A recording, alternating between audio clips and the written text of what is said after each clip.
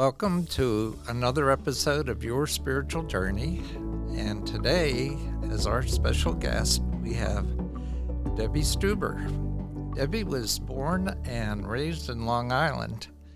And Debbie, just so you know, I'm a child of Long Island myself. Oh, really? But just for a couple years. She majored in elementary education at the State University of Oneonta, New York. She moved to Pittsburgh in 1991 and now calls it her hometown. Debbie is a senior customer service representative for a local electronics manufacturer. Shortly after moving to Pittsburgh, she met Linda Hurwitz, the director of the Holocaust Center of Pittsburgh at that time, and she's been a volunteer for the past 30 years. In 2021, she was chosen as their Volunteer of the Year. Congratulations on that. Thank you. Debbie is married and has 3 grown sons and a granddaughter. Her parents are 94 and 95 years old and live in Boynton Beach, Florida. Sharing her parents' Holocaust experience with schools, libraries, and various organizations has been her passion for the last several years. So, Debbie, if you would, we'd like you to start at the beginning with your spiritual journey from childhood until now. I sure can. So, as you mentioned, I grew up on Long Island, about an hour from the city, not in an area that was heavily populated by Jews. A lot of people think Long Island is just filled with us. I grew up in a town with not too many, and unfortunately, some anti-Semitism. My parents are from Vienna, Austria, and Bruchsal, Germany, near Heidelberg. And after the war, they emigrated in 1946 to New York and eventually moved out to Long Island. My parents have told us their story since my sister, I have an older sister, and I were quite young, but basically in snippets, so random pieces, not necessarily in chronological order. But I can remember hearing about my family's story since probably before kindergarten. Excuse me. In first grade, my classmate called me a dirty Jew after we were talking about grandparents, and I said 3 of mine were murdered in Auschwitz. And throughout my life, I've had to deal with anti-Semitism. When I was about 16, I decided to audio tape my father telling his story. And I kept it. And I really didn't delve into telling their story or asking a lot more questions probably until I met the director of the Holocaust Center at the time when I moved to Pittsburgh in 1991. And at that point, I became a volunteer for the Holocaust Center. When my youngest son, Nathan, was in 8th grade at Dorseyville Middle School in the Fox Chapel Area School District here in Pittsburgh, there was a Holocaust curriculum that lasted about 12 weeks. And at the end of the curriculum, the student teacher at the time asked the students to have an end of the curriculum project. And my son said, well, can I tell my Opa's story? Opa is German for grandfather. So the teacher said, sure. So at that point, we emailed my father, and he wrote down his entire story in chronological order.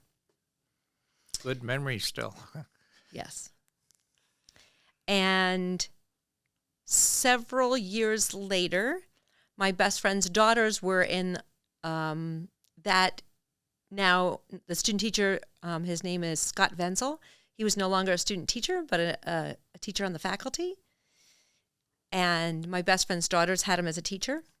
And my friend said to Scott, if you ever need anybody to speak, ask my friend Debbie. So he approached me, and Dorseyville Middle School has an amazing curriculum and then a Holocaust assembly at the end of the curriculum. And it consists of students reading poems. There's a couple of skits. Typically, there's a Holocaust survivor, which unfortunately that doesn't really happen much anymore, and myself speaking. So I used to just read my father's story as part of the assembly. Excuse me. Do you want me to keep going? Okay. Go for it. So, in the fall of 2019, the Holocaust Center of Pittsburgh, which is a force in this city for education about the Holocaust, approached me and asked me if I would share both of my parents' stories. So I said I'm a volunteer for the Holocaust Center. I'm part of what's called the Generation Speakers Group, speaker series, where children or grandchildren of survivors share their family stories. So, of course, I said yes, and I spoke out at Mount Lebanon Public Library, and I delved into my mother's story. She actually has a diary that has a lot of the information that I used, and to be honest, I used to, for lack of a better way to say it, I used to think my father's story had more impact or was more, I don't like to use the word exciting, but just had more to it. I was way wrong. So after that was January of 2020, and then in March of 2020, we all know what happened. It was the beginning of COVID. At that point, the Holocaust Center requested that I do a virtual presentation. So in June of 2020, the Holocaust Center director, Lauren Bairnsfather, was the moderator. And I gave my presentation, and my parents joined us for Q&A. And at that point, I was like, full steam ahead. So some of my presentations are through the Holocaust Center as they receive requests from different schools and organizations. But the last couple of years, I've sought out my own presentations. For example, I'm going to be speaking, is Waverly your church? Yes. Okay. I'm going to be speaking at your church on April 2nd. And yesterday I spoke at my first church. I've sought out libraries all over Pittsburgh, and fortunately for me, they've all said yes. And my presentation lasts about a half an hour, and then every single time, my parents join us for Q&A. And as of yesterday, I spoke at the Unitarian Universalist Church of the North Hills. I think we've now reached about 500 people. Okay.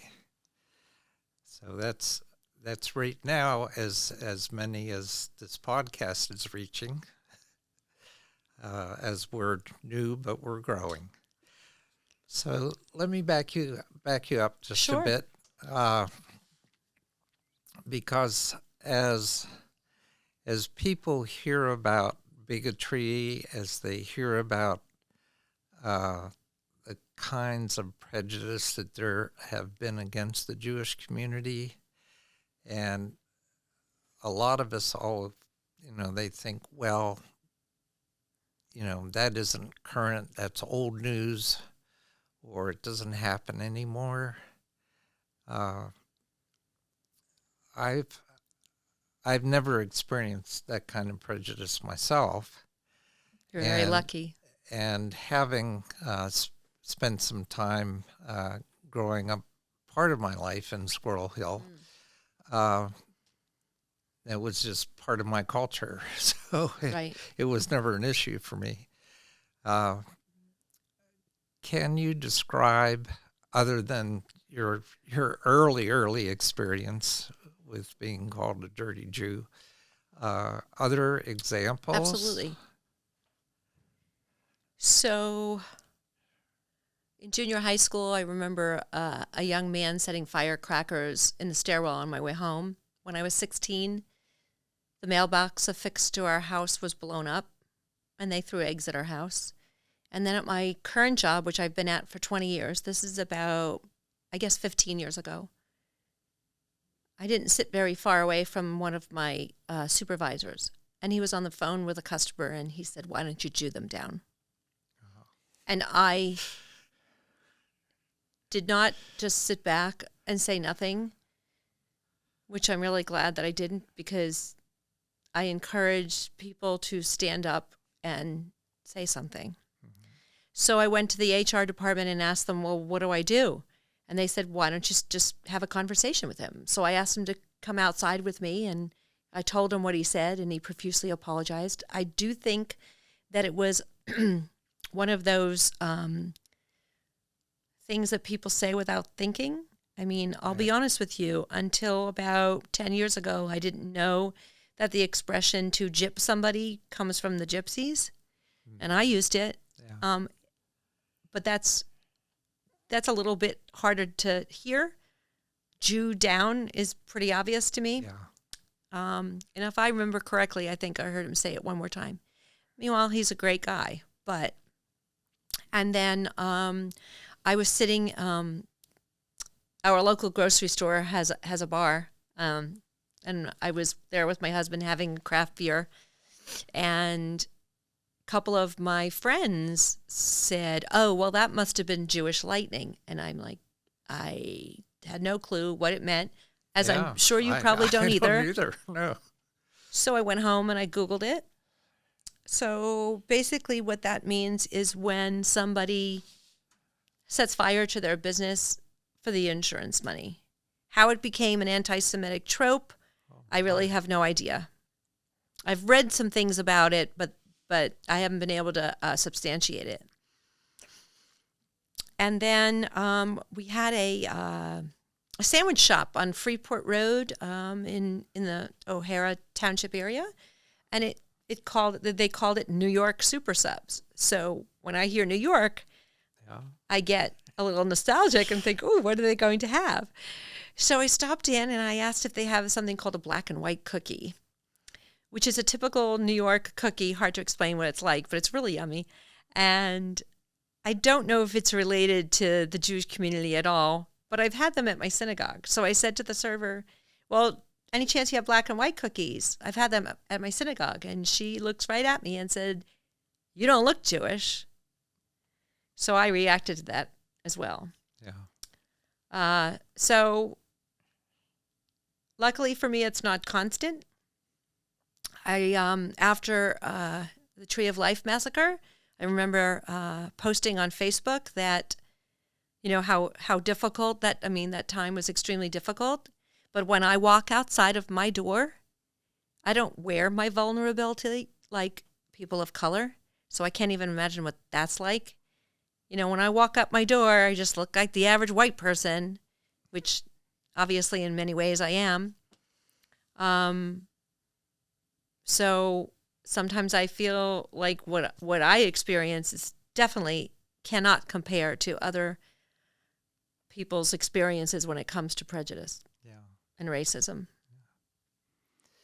So in digging a little deeper in your spiritual growth, did you typically go to synagogue every week? And what was that Sure. experience like, just in terms of what the rituals are and how they affect you, and in your spiritual growth, did they take hold early? So my parents took us to synagogue every Friday night for Sabbath services. It's typically on Friday night and Saturday morning, but our family went on Friday evenings, and I loved it. And to this day, I still know all of the tunes, which I sing at my current synagogue out in the Fox Chapel area. I celebrate all of the holidays, probably a bit less now in Pittsburgh because I don't have any family here. But the traditions mean a lot to me. I would say I'm probably more of a cultural Jew than a religious Jew. I don't go to synagogue too often, but I love my synagogue. I'm actually about to become on the board of the synagogue. And I sing really well in Hebrew, not in English at all. And every so often they've asked me to fill in and be the cantor who sings all the songs. Right. I definitely get my spirituality from singing quite loudly during services at synagogue. And it does mean a lot to me. The traditions probably mean somewhat more than the actual religious requirements that I don't follow a lot of them. Yeah. Like being kosher, I'm not.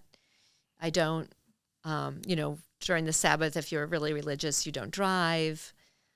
You don't use your phone. I don't do that. But I respect people who do. Yeah. Yeah, you mentioned that you're going to be speaking at Waverly.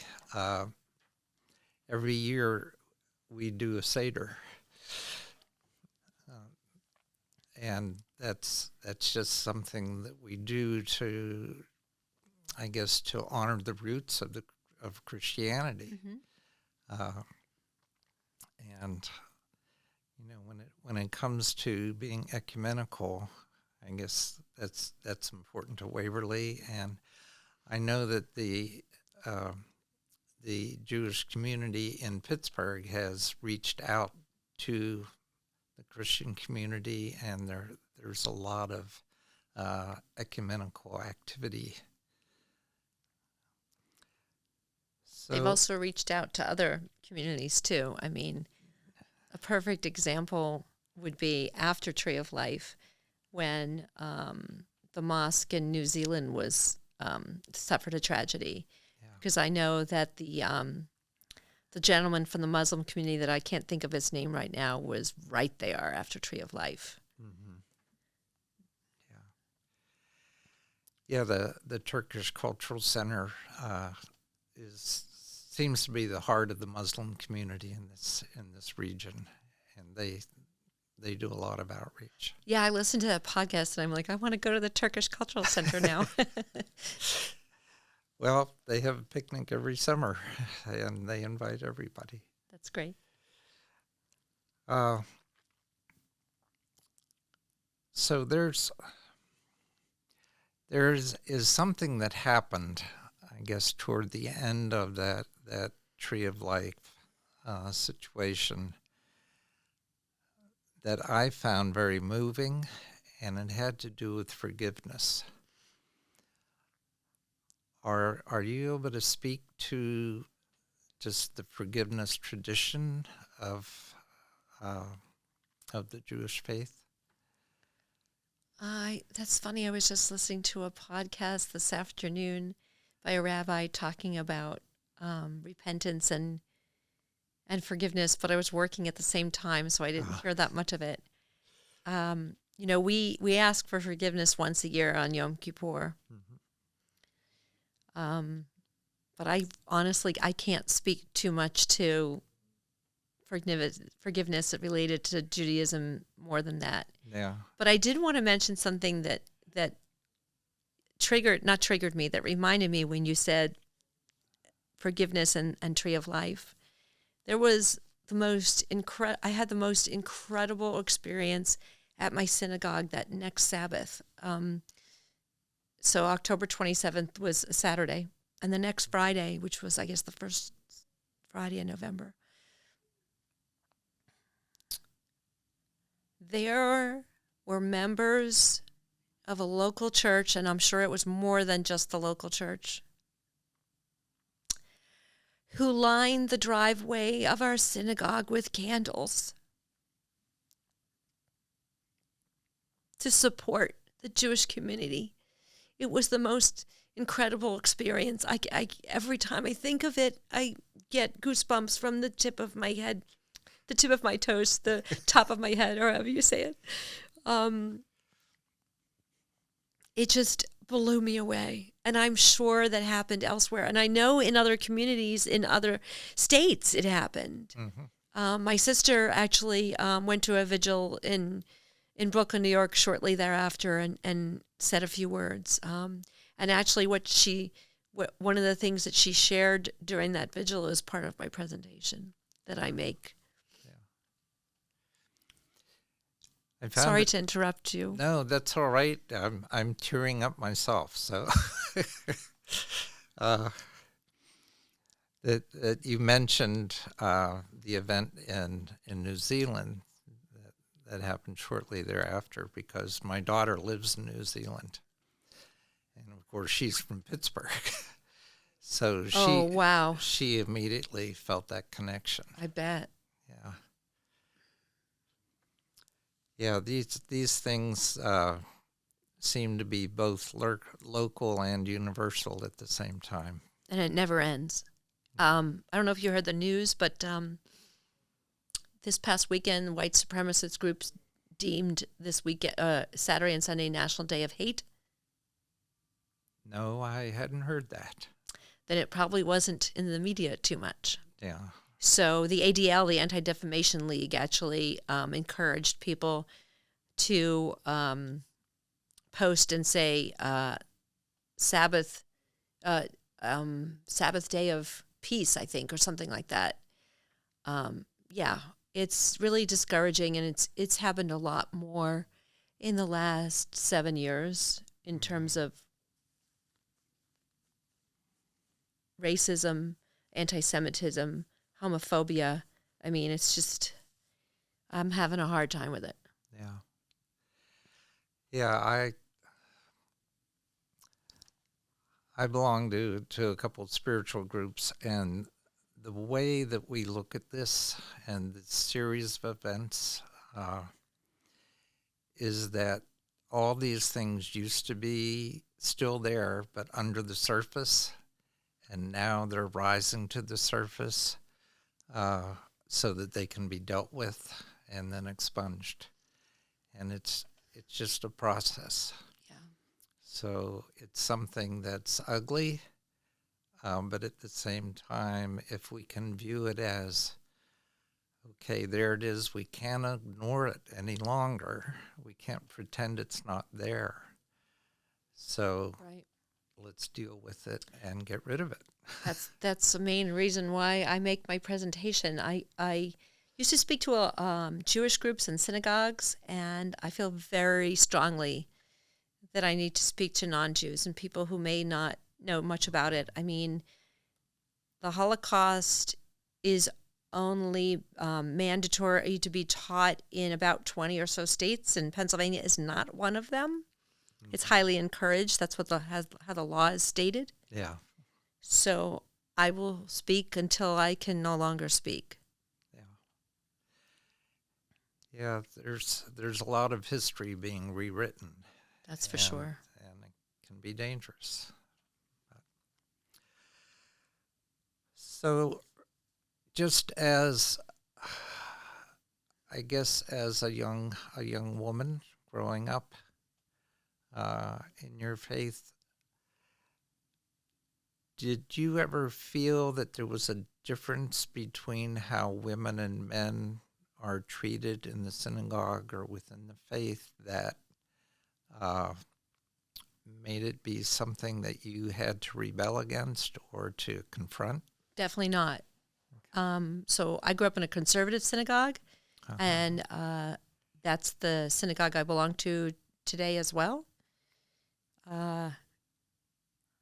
I have a niece who's Orthodox, and she's an extremely strong, independent woman, and she doesn't feel that way either. I think she feels empowered in her own community. So I just bring that up out of curiosity. I asked the same question of Muslim guests and Christian guests because it's just something that sometimes from a distance, or you hear things and you say, I wonder if that's really true about that faith. I remember you asking a question of the gentleman from Turkey, and you were really surprised at his answer. I can't recall exactly what it is right now, but well, we form these opinions, or they just become tropes sometimes. For instance, seeing pictures of mosques with all the men down front and the women in the back. Oh, and that picture in my mind always made me think, okay, well, I guess the men are treated as being more important than the women. Well, I recently interviewed a female Muslim about that very thing. And she said, oh, no. Actually, they're honoring women by letting us stand in the back, because when we kneel down and put our heads on the prayer mat, if the men are standing behind us, they see our behinds. Interesting. So we intentionally want to stand my behind the goodness. men, Wow. and How interesting. and it's out of respect for the women. So it's funny how you can get a picture in your mind and form Right. About anything. an intention that isn't there at all. Yeah. You know. Yeah. Anyway, this is just so interesting, and I just love the fact that you're with me today. Thank you. So I want to let the audience know that on my website will be some more information and ways to connect with Deborah, not only in terms of having her come as a speaker to any group that you would like. As you've heard, she's very happy to do that. But also to get more information about the Holocaust Center in Pittsburgh. Right? So where exactly is it located? Good question. So the Holocaust Center is currently located at Chatham University. And I'd like to point out there's a really wonderful exhibit there that is free to the public with timed tickets, which I'm going to be actually a docent for this exhibit in the near future, I hope. It will become part of the reimagined Tree of Life in Squirrel Hill. I don't know the exact plans for that building, but I know they're working on it. And the architect is Daniel Liebeskind. He's also a child of survivors, I believe, I'm pretty sure a child of survivors. And he was the architect for the World Trade Center Memorial. I know that driving past there, it's interesting to watch as the changes are taking place and they're rebuilding there. Yeah, I haven't passed recently, so I didn't realize that they've made any changes yet. I thought they were still in the fundraising stage, but I could be wrong. Yeah, I think they're still in the fundraising stage. There's your question was where the Holocaust Center was, right? Okay. Right. There's also a memorial to the Holocaust. Did you know that? In Squirrel Hill on Beechwood Boulevard on the Community Day School campus? Yeah. It's called Keeping Tabs. Mm-hmm. The website for that is keepingtabs.org. It's a deconstructed Jewish star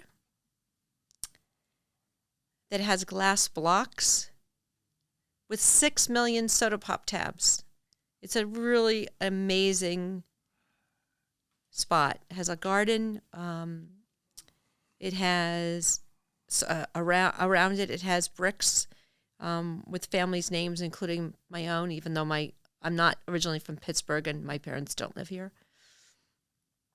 It was started by a teacher from Community Day School a long time ago. Not Jewish, and I'll let people look it up on the website because I don't want to get the specific details incorrect. Okay, I think I've driven past that. Like you can see some of it from the street. Right? You can. So next time you should stop. Okay. So, yeah, I was just recently, last week, on the Chatham University campus because one of my former guests was doing a book launch there, Patty DeMarco. And there was a spot for her valet parking. And I wanted to leave my car, and they said, well, this is for the Tree of Life. And I said, oh, I'm going to this other event. So they wouldn't park my car for me. But but that was the first that I saw that there was a connection between the center and Chatham University. That's new. The Holocaust Center used to be part of the United Jewish Federation, and then it split off. And I guess the community, I'm not exactly sure how it happened, decided that the Tree of Life and the Holocaust Center should be connected. So, Yeah. yeah. So I recently went online and I watched an interview done that included you and your sister about all the work that you're doing. So what's your relationship with your sister? Is she local here also? No, Or she where lives is in she? Brooklyn, Ah, New York. Yes. She she has joined me for a couple of Q&As with my parents. mhm. And we're pretty close. So I thought maybe that interview was being done in New York, was No, it? that wasn't in Brussels, Germany. So, Oh, so that's I should right. probably, this Yeah, would it be was really in neat Germany. to Yeah, how'd us. that work out? Okay, so without going into too much detail, because this is part of my presentation. Okay. So as I said, I share both of my parents' stories. So my mother was born in a small town near Heidelberg, and she and I think it was under 100 Jews from her small town were deported on October 22nd, 1940. But in the Baden-Württemberg area of Germany, there were several thousand people, Jews, who were deported on that day, and all deported to Gers internment camp in the south of France. And Not a don't, concentration camp, but an internment camp, because yeah. I always like to mention that there were countless concentration camps all over Europe, but France had none. But they were internment camps with also terrible conditions, but they didn't kill people there.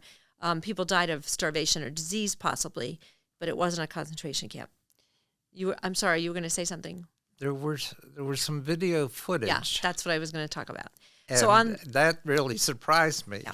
How did this you is get a hold of video footage of that? okay. So there is footage in the Bruchsal archives of the day of deportation, and my mother and her mother and her grandmother, most likely, although my mother never confirmed it, are in the footage. So after the war, there must have been all kinds of information that people kept hidden.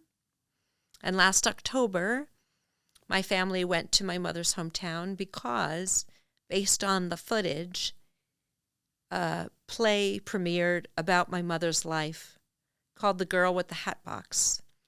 And the reason behind the name is in the footage, my mother is carrying a round suitcase. So we went to Germany to see the premiere of this play, and the day after, this gentleman named Bernard Zimmerman, who's a journalist, and we connected with him immediately, wanted to interview my sister and myself the day after, and that's the interview that you watched. Okay. We're hoping the play at some point can come to the United States, although my family has no connections to theaters, so if anybody out there would like to bring a play about my mother's life, just let me know. There is so much creative theater in Pittsburgh that I'm sure we could connect you with somebody. That would be great. I'd There love is to do it. there is a play this spring about, so one of my colleagues in the Generation Speaker Series, her name is Lee Keikel. She and her father wrote a book, and the play is going to be in April at the Pittsburgh Playhouse, actually. Okay. Yeah, I'm trying to think of the theater that does so much avant-garde work in Pittsburgh, and they do about four shows a year.